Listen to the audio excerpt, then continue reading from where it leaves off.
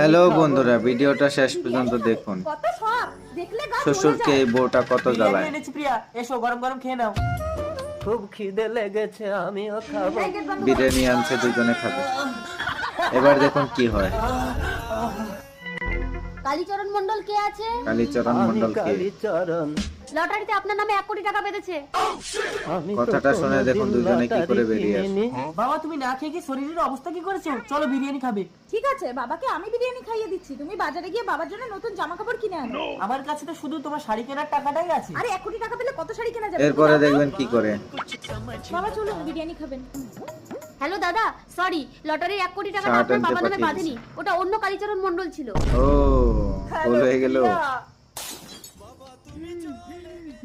শান্ত, এইদিকে শান্ত কি হও, হলো? প্রিয়। সবাইকে বলবে বিরিয়ানি লেগ পিস গলায় বেঁধে বাবা মারা গেছে।